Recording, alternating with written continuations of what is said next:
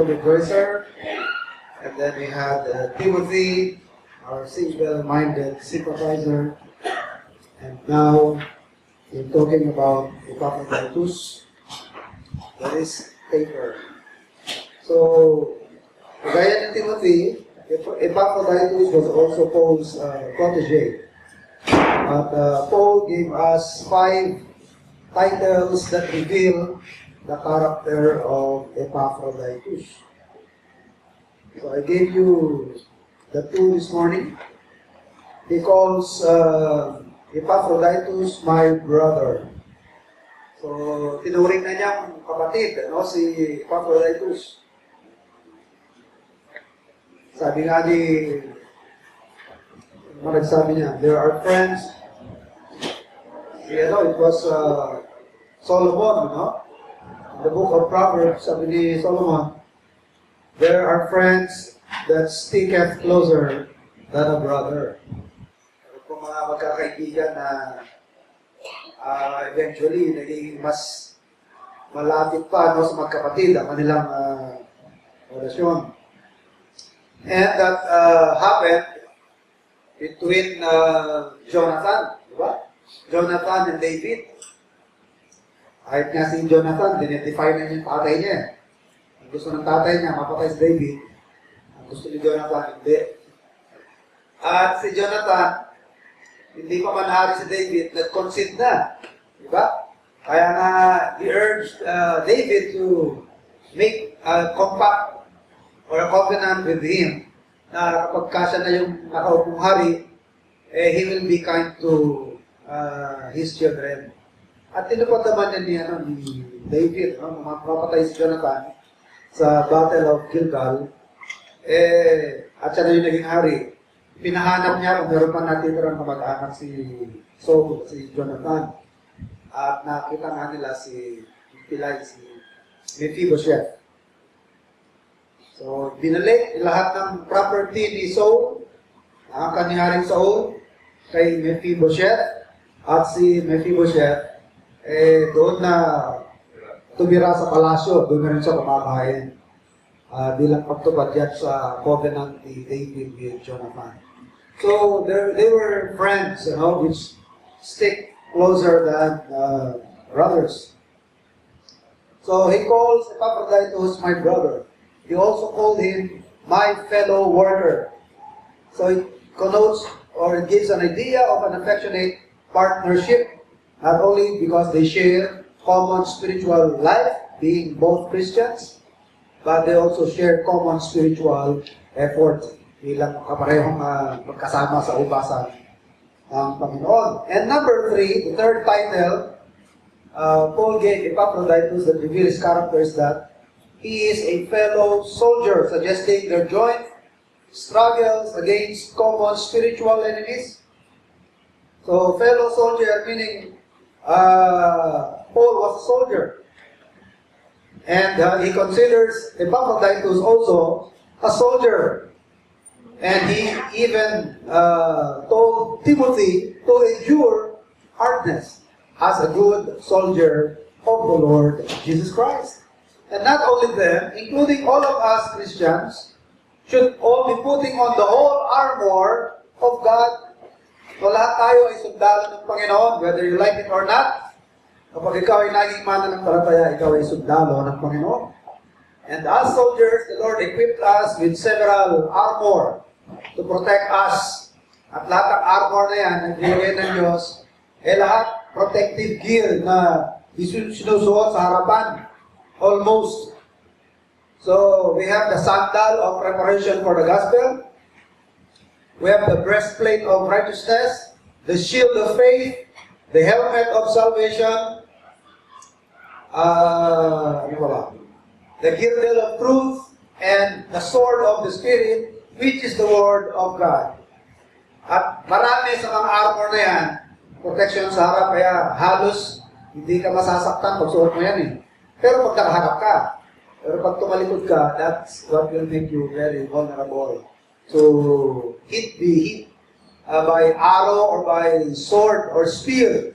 Dahil wala namang protection na nilagay pa sa likod.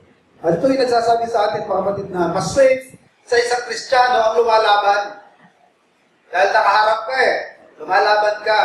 Pero pagka umatras ka, you expose your back, that's when you are very much, you become very much vulnerable. So, mas delikado ang mga tumatalikod sa Panginoon. Mas delikado ang mga umatras. Dahil na-expose ang inyong likod sa kaaway. So, you might as well fight the enemy. And we have enemies. The Bible tells us of 3 enemies. Alam niyo ba yun? Mga enemies of the Christian. The world is our enemy. Ourselves. Enemy natin ang ating sarili. And Satan. Dahil si Satan, wala naman ngayon sa impyerno si Satanas. Si Satanas ngayon ay free roaming. Naka-roaming siya ngayon, hindi lang cellphone naka-roaming. Si Satanas po nagro-roam lamang dito sa paligid-ligid. At siya po ay nagko-command sa kanyang mga demons. Kaya kahit hindi siya omnipresent at hindi siya omnipotent, nakakapag-monitor din siya sa mga activity sa mga ito. Ginagayad niya yung mga nagpo-promote ng New World Order at binabantayan din niya ang mga simbahan ng Panginoon dahil ayaw niya na magpo-progress ang gawain ng Panginoon. So, kaaway natin sa Satanas. Bagaman din natin siya nakikita, pero he becomes aware, of our activities dahil meron man siya mga galamay. Alam niyo po, minsan nakakausap yan yung mga galamay niya. There was an instance when I was in Bible College. Meron doong AC student, age 14, babae. Biglang nag-collapse at hindi nagising for 18 hours. So, immediately, the pastor suspected na possessed. Dahil yung position niya pagkaiga, for 18 hours, hindi nagbabago. So, flat, hindi man lang gumagalaw pa kaliwa o pa kanan. Talagang straight flat, sabi ng pastor, huwag mo ninyong iuwihan, bantayan natin. So, binantayan ng mga deacons, nag-pray. So, hindi gumigising. At nung gumising na, kinakausap nila, sino ka? Ba, sumasagot. Ako si Neleon. Ito pangalan niya, Neleon. Saan ka nakatira? Kamuntin lupa ako. Sumasagot. So, unusual yung lakas ng bata. Imagine, 14 years old, kasi yung presidente ng school, stands 6'3". Yung pastor ng simbahan, 6'3" ang height mo. At meron siyang mga deacons na malaki pa sa akin. At isa doon, weightlifter. Yung klasiko, weightlifter. Pero nagpupubiglas. Nagpupubiglas siya. Kaya yung mga nasa kanya. Kaya niya pubiglas. Makikita natin na demon possessed. So, totoo mga demons, kaaway natin yan. Sila yung mga nagsisikap na mahinder, mahadlangan. Kasi din Apostle Paul, pray for us na hindi kami mapaglalangan ng kaaway. Kasi baka mapaglalangan tayo Maisahan tayo. Isa sa mga tricks ng demons, yung gawa niya ng paraan na mga Kristiyano, sila mag-aaway. That's one of the tricks of the devil. At tuwan-tuwasan niya ng pagkarin, naaway na yan, kasama simbahan niya. And then he will slander us for that. Diba, mga ugali, ano ba ang attitude ng mga yan? Sila nag-aaway. Pero siya yung nag-i-instigate ng. Okay?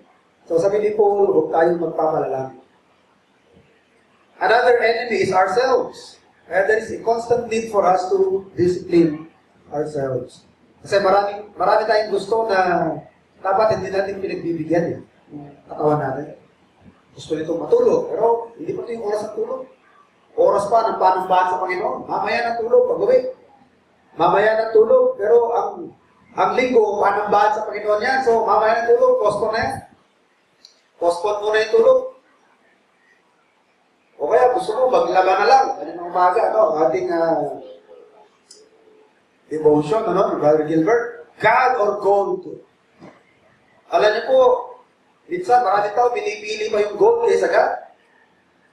Sabi nga, minsan napagpapalit pa ang Diyos sa isang gatsyang labada. Hindi nga gold labada lang. Natalo na ang Panginoon. Isang balangganang maruming damit. Dahil nauna pa yung labada, no? Kaysa sa Panginoon. Hindi na nga gold Ano? So, kailangan po natin talunin ang ating sarili. Aaway natin ang ating sarili minsan. Kaya nga sabi ng ating Panginoon, ano? If any would be my disciple, let him deny himself. Maraming bagay na i-deny mo sa sarili mo. Mga hindi tama na i-deny mo. At kung kailangan patayin, sabi ni Paul, mortify. Where we get the word mortuary, no? Mortify, kill. Patayin mo yung mga gusto ng katawan mo. Hindi tama yan, inappropriate, improper for a Christian, improper for a child of God. Mortify therefore the members of your body.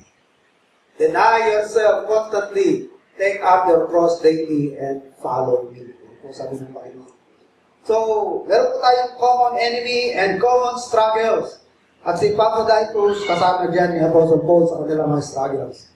Not only in fighting the enemy, kundi pati dun sa mga pag-e-effort, forward, i-advance ang gawain ng Panginoon. And he told Timothy to endure hardness as a good soldier of the Lord Jesus Christ. As soldier, dapat tayo po yung mga hindi raw. Ano? Kung sinabing raw or green, ano yan? Putok pa lang ng baril, wala na. Ano? Hindi mo na pakinabangan. Naalala ko si George Patton, ano? Pagka ito na yung mga nagre-raid ng mga aeroplano, yung mga sundalo, lalo na yung mga baguhan pa lang, yung bad green pa, nagsisiksika na doon sa sandbag, hanap na ng trench. Pero si George Patton, kasakay siya ng tangke, nakaangat siya, kalahati ng katawan niya, nasa ibabaw ng tangke, at nakikipaglaban sa aeroplano gamit yung kanyang kokoy na baril. Yung revolver, yung baril na umiikot yun. Yan ang bala, revolver, dalawa yan. Lalaban niya sa aeroplano. Ang ginagawa ng mga sundalo sa loob, hinahatak siya kailalim. Kaya pinag-machine gun siya, pero hindi siya nagtatago, lumalaban siya. Alala ko din siya, si General Diazo. Di ba nung Oakwood Mutiny? Nagkaroon ng putukan, pumagit na siya. At siya yung sumasaway sa mga sundalo. Naglalakad siya, pag-ganyan sa gitna. Dahil siya ay veterano. Sanay na siya sa digmaan. Seasoned soldier. And soldier should be tough. Kailangan matigas tayo. Dahil sundalo, hindi dapat iyakin. Hindi yung pagbombahan napapaihi na sa salawal. Naduluwag na. Maraming hardship sa pakikidigma, sa Panginoon. Huwag ho tayong iiyak, kundi matutuwa tayo sa hardships. Pag pinapahiya tayo,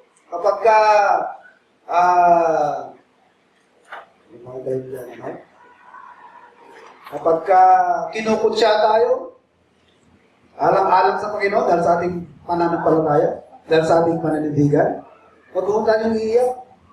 Sabi nga ng pangalaga, they were happy to be counted worthy of the sufferings of the Lord Jesus Christ. At isa pang katangian ng mga sundalo, wala ka ng luxury ng civilian life.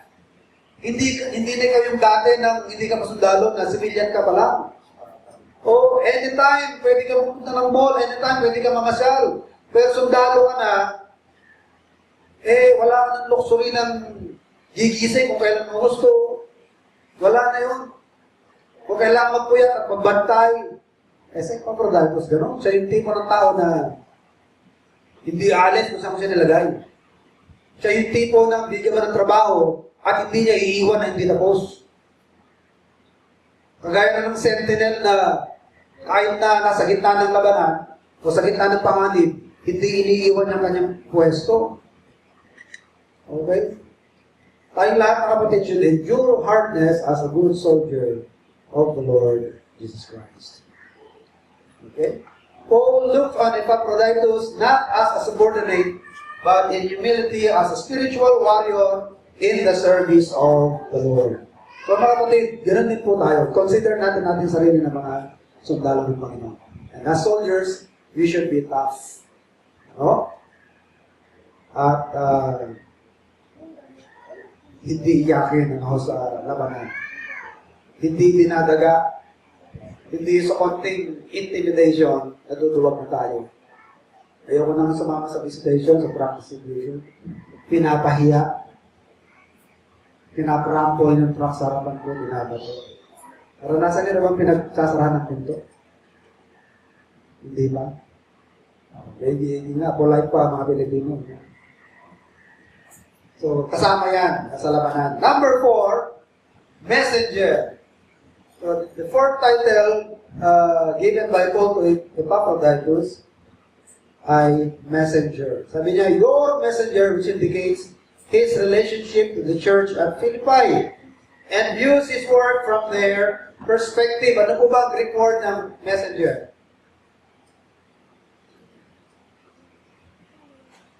Yan. So, ang word na apostolos is very common.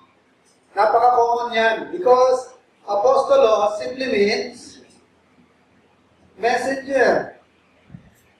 Taga-hatid. Ngayon, ang Panginoon nag-appoint ng 12 na tinawag din niya mga apostles. Pero, anybody can be an apostle by simply being a messenger. Maliban lamang doon sa pagka-apostol ng 12 dahil kakaibang pagka-apostol yun eh. They were the apostles to the Israelites. At for a special purpose. Sila yung mga fishers of men. At doon sila pinapatrabaho ng Panginoon sa nation of Israel lamang. Doon lamang sila dapat nag-minister. And ang isa pang qualification na magiging apostol ng Panginoon ay he must have seen the Lord Jesus Christ personally. Kaya nga si Apostle Paul nag-qualify eh. Diba? Dahil siya man, bagaman nahuli, kaya sabi niya, ako rin, na-appoint na apostle, pero yung pagka-appoint ko, medyo na-late na ng konti. Like somebody who was born out of due time. Pero, naging apostle pa rin siya, nakita niya ang Panginoon, kaya saan? On the road to Damascus, doon niya nakita ang Panginoon. Hindi na niya nakahalubilo. Hindi na niya nakasama sa ministry ng Panginoon, sa earthly ministries. Pero on the road to Damascus, he saw the Lord in the form of sunbeam. No? Napaka-tinding liwanag na ikinabulat ng kanyang mata. Okay? At sa Bible, makakabasa kayo ng hindi naman mga kasama sa 12 apostol ng Panginoon, pero tinawag din apostol.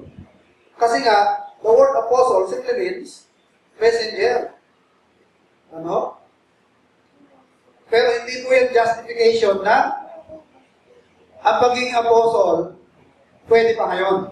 Kasi may mga simbahan ngayon, mga religion ngayon na may apostol pa eh. Di ba? Oo, tawag doon, apostolic succession. Di ba sino yung kilala ng mga apostol na buhay pa?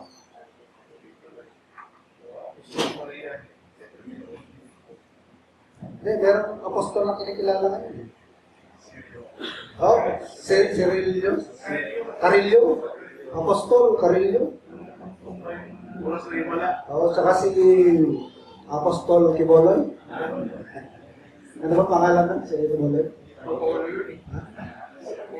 Apolo pala, di na Apostol Apolo. Ay, Apostol. Pero yung mga Mormons, di ba? Tuloy pa rin ang mga apostol nila. Hanggang ngayon, meron pa rin silang apostol. Napaniwala nila, mula sa 12 apostles, nagtuloy-tuloy yung gift of apostleship. Hindi tayo naniniwala. Dahil ang apostol, hanggang doon lamang sa 12. At doon kay Apostle Paul. Ngayon, yung mga tinawag na apostol sa Bible na hindi kasali dun sa 13 o dun sa 12, bagaman tinawag silang apostol, pero hindi dun sa sense na kagaya ng pagka-apostol ng 12 na in-appoint ng Panginoon. Because these people are simply doing the work of a messenger to run some errands, or magdala ng balita, o magdala ng financial support, kagaya ni Titus. Titus, one apostle. Dahil messenger siya na pinili ng mga taga-Corinto. Same thing with Barnabas. Yan natin, ha? Acts 14:14. Si Barnabas, tinawag na apostol, eh.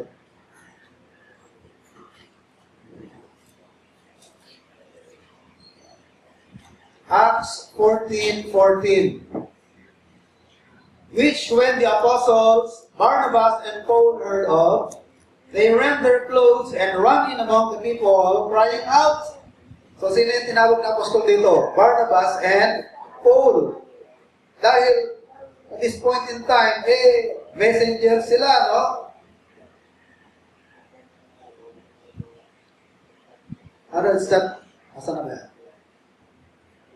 14:14. And they called Barnabas, Jupiter, and Paul, 14:14, which when the apostles, Barnabas and Paul heard of, they rent their clothes and running among the people, crying out. And there's another one, 2 Corinthians chapter 8. Ito naman si Titus. 2 Corinthians 8 verse 23. Whether any inquire of Titus, he is my partner and fellow helper concerning you. Or our brethren be inquired of, they are the messengers of the churches and the glory of Christ. So, check the word messenger there. Apostle pa rin yun. So, apostolos can refer to special messengers who were chosen and sent by the churches. And Epaphroditus was such a messenger, dispatched to Rome by the church at Philippi. Pinadala siya to bring financial support to Apostle Paul. Another title, sa pa, no? Minister. From the word minister is derived from the Greek word leiturgos. Anong word? English word?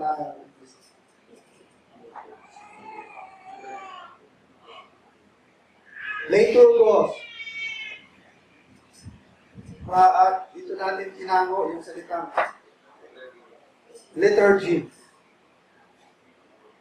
Kapag ka nagpe-perform ka, pag sinabing liturgos, it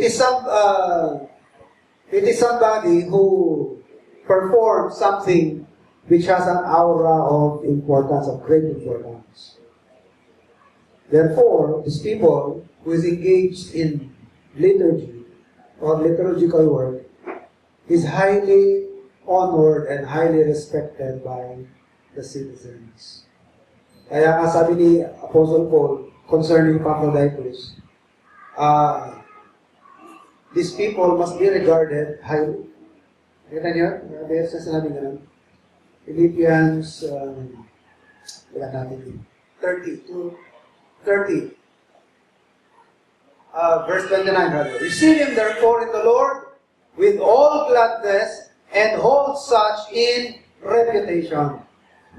So, a minister, who performs liturgy, from the word liturgos, was highly respected and honored by his fellow citizens because the word was often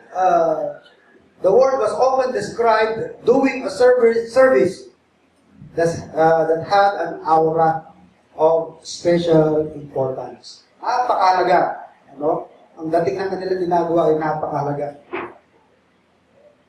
So, Epaphroditus, doon sa mga dinala na gift kay Paul sa Rome, palagay nyo, ano doon ang pinaka-valuable na gift? Ang pinaka-magandang regalo na na-receive ni Paul. What do you think? Is it the money? What do you think is the most valuable gift received by Paul from Philippi?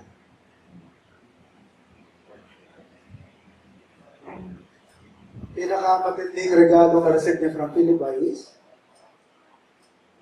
yun. Si Epaphroditus. Kasama sa dala-dala ni Epaphroditus na mga help, financial help, kasama na dyan din si Epaphroditus sa mga pinadala namin. You can help him indefinitely. For as long as you need him, meron siyang authorization galing sa amin. Pinapayagan namin siya magserbisyo sa iyo. Kung saan mo siya kakailanganin for an indefinite period of time. Aba, napakalaking pakinabang, napakalaking bagay kay Apostle Paul. Meron siyang Epaphroditus. Considering na prisoner siya, limited yung movement niya. So kailangan niya na meron extended arms, extended legs na kikilos para sa kanya. Punta ka sa lugar na ito, punta ka sa kanya. Naalala ko yung kaliligtas lang na Praetorian Guard, dito nakatira, puntahan mo. Di ba? Kailangan niya na may gagawa niyan. So, napakahalaga, no? Epaphroditus was himself the most valuable gift that came to Paul from Philippi. A self-giving, tireless, sacrificial, humble servant of the highest caliber. Kaya nung papabalik niya si Epaphroditus sa Philippi, ay hindi ko madaling gawin yan para kay Paul. Kasama niya ng matagal-tagal, sanay na siya na may Epaphroditus sa paligid niya, na nautusan ngayon, papauwiin na niya. Hindi madali, ano? Parang ka mamipilayan di ba? Parang may mawawala sa'yo, may isang body part mo mawawala sa'yo. Bukod pa yung emotional effect niyan sa'yo. Tapos, marami kang bagay na hindi mo na magagawa dahil kung magagawa, aalis na. Pero sabi ni Paul, kailangan mong gawin yan Dahil, una, nag-aalala na rin si Epaphroditus to the point na parang hindi na rin siya nagiging effective masyado dahil distracted na siya. Parang siya nag-aalala. Nadi-distress siya dahil sa distress ninyo. Ang worry niya dahil sa worry nyo. Kasi nabalitaan niya na nagkasakit siya at muntik niya ikinamatay. Kaya, ang inaalala ni Epaphroditus, yung pag-aalala niyo sa kanya, ay para matigil na yan, ipapauwiin ko na siya para ma-comfort kayo. At dahil sa ma-comfort kayo, pati ako, ma-comfort na rin dahil matitigil na rin ang pag-aalala ko tungkol sa inyo. So, ganoon talaga ang feeling sa mga taong nagpagmamalasakit. Sa isa't isa, to the point na kaya nilang i-sacrifice yung kanilang sarili o kanilang sariling comfort. So, Paul felt obligated to explain why he was sending him back. At yan po yung sinasabi sa 26 to 30 of Philippians chapter 2. And that is because nag-aalala siya sa mga taga-Pilipos at si Epaphroditus medyo nag-aalala rin. Distracted siya sa kanyang pagbibigis. So, tandaan po natin, kapatid, si Epaphroditus, hindi po pinapauwi ni Paul, hindi dahil sa homesick, sa sobrang pagka-homesick, hindi rin dahil sa hindi kagaya ng iba na nakakasawa na, para maiba-iba naman, change of scenery naman tayo. Maiba-iba naman ang namin kita, parating na lang si Paul, parating na lang si Timothy namin kita ko, parating na lang itong Rome. Ibahin naman natin para ano naman tayo? For a change. So, hindi ho yun ang dahilan. And Paul did not send him back, okay, because he was afraid, nor because he was discouraged, or hindi dahil sa natatakot siya sa harm na maaaring mangyari sa kanya kung nagtagal-tagal pa siya roon. Dahil sa totoo lang, yung mga titles na binigay ni Paul kay Epaphroditus, yan yung mga titulo ng isang taong maasahan. Somebody who's dependable. A brother, a fellow laborer, a fellow soldier. He is the type of person na hindi ka niya iiwanan sa ere. Hindi ka niya iiwanan ng alanganin. Hindi dahil sa nag-aalala sa kanyang safety, kahit bahala na kung ano mangyari sa'yo, basta ako, may safe ko muna sarili ko. Basta, kailigtas ko muna yung pang sarili ko o sarili ko. Bahala ka na. Kailangan ako muna bago ikaw. Epaphroditus was not that type of person.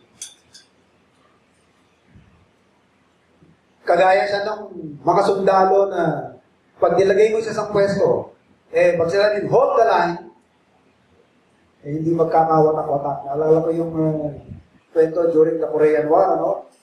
Nilusog ng North Korea ang South Korea. Ang haharang lang between North and South is the 17th parallel. Tama? At doon sa 17th parallel, bago pa yan tinamnan ng mga Amerikano ng milyon-milyong landmine, binabantayan niya ng United Nations kasama dyan ng Pilipinas. And our contingency numbered about 1,400. Kasama natin yung mga taga-Turkey, taga-Puerto Rico, Great Britain, Australian siyata. So, surprise, nagkaroon ng surprise attack, 40,000 Chinese, communist Chinese, kasama ng mga Koreano matapos.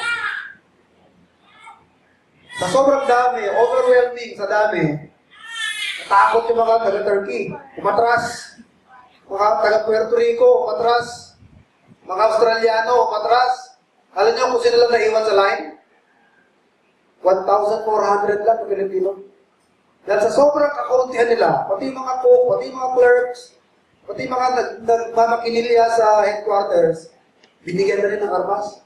But they did not leave the line. They fought with everything they had. Kung anong meron na mahawakan nila, yun ang pinaglalaban nila. Pero hindi sila tumakbo. Alam niyo kung sino tumakbo? 40,000 na Chinese ang tumakbo. At habang tumatakas sila, ang daming naiiwan na patay, umabot ng 7,000. Sa Pilipino, nakabasan ng 26. Kaya sabi nung nag-post ng video, pag umatake sila, makapalo ulit sila. Ginawa na natin noon. Ewan ko lang, ano, iba na kasi ngayon eh. Modern warfare na yun. Hindi na sila kailangan mag-land, ano na lang, yung mga long range missile na lang. Pero wag lang silang lalanding. Pag lumanding sila rito, kakagatin sila sa tenga ng mga bayan. I-jack yung mga missile. Pag hindi sumako, gano'n? Baka sabihin ng Pinoy, more! You need more ka lang.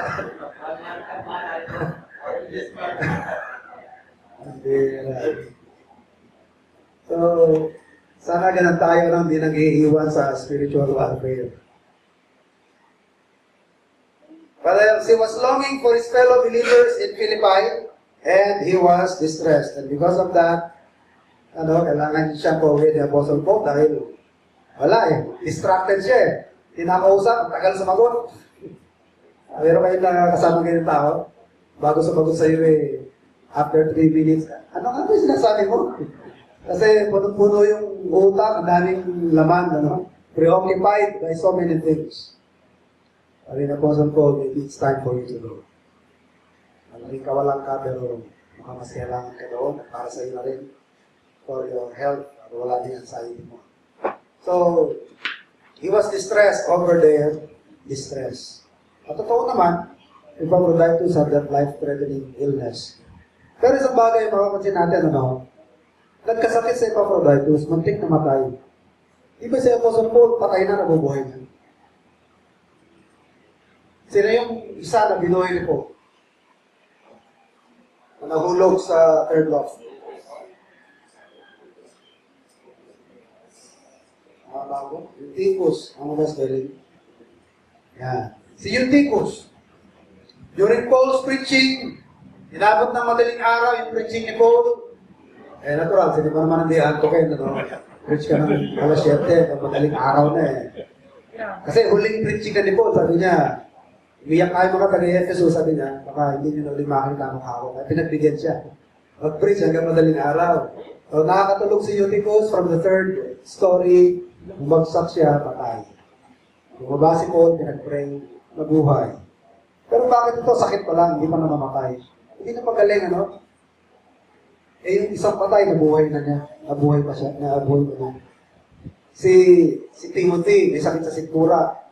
Eh, in-advise pa niya na, lagyan mo ng wine ng water mo para sa sikmura mo. So, ba't na lang niya pinagaling? Ibig sabihin, mga kapatid, ang mga apostles ng araw, hindi nila nagagamit yung apostolic power of healing at will or at any time na gusto nila. Kundi sa tuwing may pangangailangan lamang, especially to authenticate their authority na sila ay God-sent. Kasi mga tao, lalo na kung kaharap mo Diyos, naghahanap yan ng sign. Because the Jew require for a sign, and the Greek seek for wisdom. Kaya nga si Paul, when he preached in Mars Hill, di ba? Ginamitin din niya ng wisdom. Yung kanyang pag-preach, lumabas yung kanyang pagka-eloquent. Kaya sinasabi ng mga taga-Corinto na hindi marunong magsalita si Apostle Paul. Ito, aral si Paul eh. Abogado yan eh. Hindi marunong. Wala pagkabata, sinasanay sila, inaasa sa rapid questioning. Question and answer, rapid yan. Mabilisan yan. So, ano sinasabi ko? Ano na?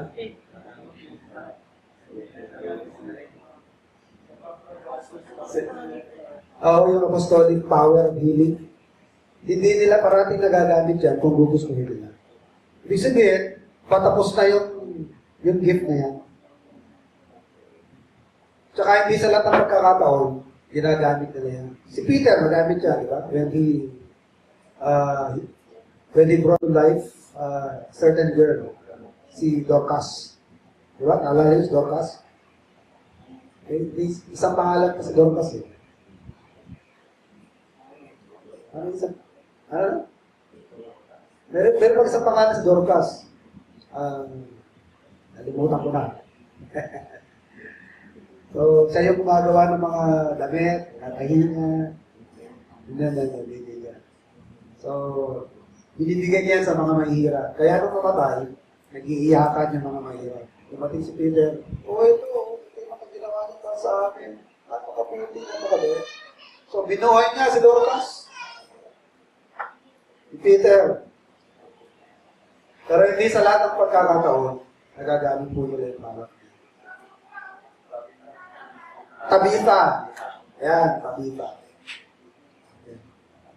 So, kung meron man pong gift na naiiwan pa ngayon, kasi ang healing, kasama yan sa mga temporary sign gifts together with the speaking in tongues or ability to speak in foreign languages. Temporary sign gift lamang yan. When it served its purpose, nagamit na siya, wala nang paggagamitan, tapos na. Kaya there is no further need for these gifts to be exercised. So, ang gift of tongues, dapat wala na yan, together with the gift of healings. Ngayon, pag may nagko-question, by what authority are you doing this? Or are you saying these things? Ang sinasagot natin, by the authority of this book. Hindi na dahil sa ako'y sugo ng Diyos at ang ebidensya, ito, gagawa ko ng milagro. Hindi na ganoon. By the authority of this book. So, kumpleto ng Bible, wala na. So, meron pang man pong naiiwang gift ngayon, na permanent pa, yun yung nasa Romans chapter 12, verses 6 to 8. So, yan na lamang ang natitira. Huwag nyo nang hanapin dyan yung healing. Huwag nyo nang hanapin dyan yung miracle.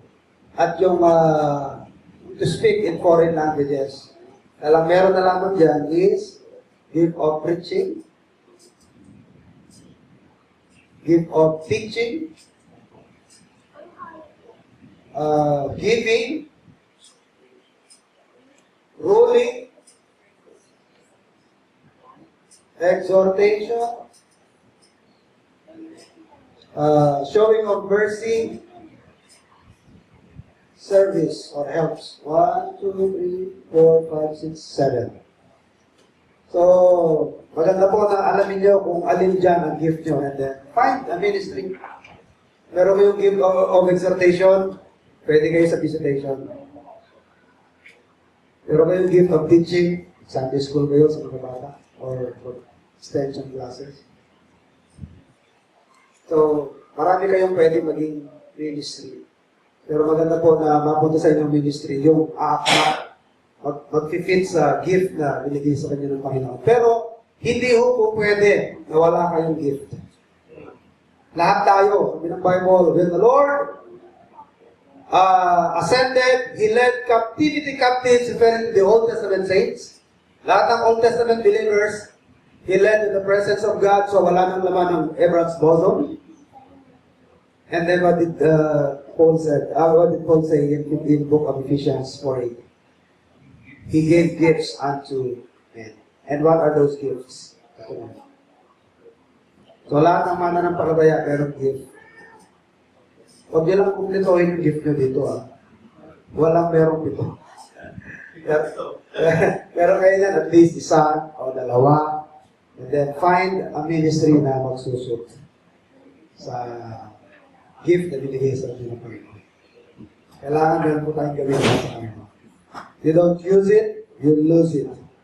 Gawin ng Panginoon yan. You are a profitable servant. Okay? Before I turn this over to Brother Francis, dito kayo, tayo magawa sa kanila. Heavenly Father, salamat po Ama sa mga katotohanan na hayag sa aming kalagitnaan. Pangalangin po namin naman na tuloy natin itong pag-isipan, paglaruin sa iyong mga isip, pagkulay-kulaya naman, at nawa po kami pag-adjust sa aming mga sarili, at maging masunurin sa inyong mga panganaw.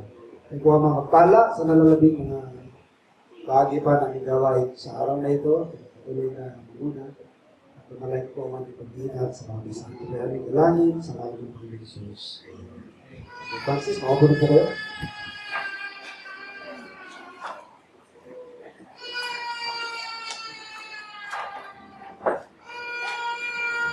Okay, salamat po, Pastor. So, yun po, no, kung tayo po ay merong gift, yan po ay paggamit natin sa Panginoon. Huwag mo natin itago at tayo po naging profitable sa gawain po natin ng Panginoon. Okay, so, tuloy-tuloy na po tayo. Tako po tayo sa ating pong Tyson offerings. Siguro po, hindi pa rin si Larry Gado na kung natin tayo rin pong Tyson offerings. Right. We said the Father just thank the Lord for this opportunity to touch us, Lord, how thou hast used us this week. Father, thank you for your blessings, thank you for your love, thank you for your livelihood that we are enjoying and the fellowship that we enjoy in this church. Father, we just give you right here in Jesus' name. Amen. Okay, so muli po, reminder, yun pong mga nasa kayo ng Magila, yung ating pong anniversary, yan po ay bring your own power down, ba? Yun po yan, ha? Okay, so yun po. Tapos yung may mga special number, kaya na po yung magsimulang practice para po sa mga special number natin. Okay, so bako po tayo sa ating pong Bible reading. Siguro, hiligin po natin si Brother Ben muli para po sa ating pong Bible reading.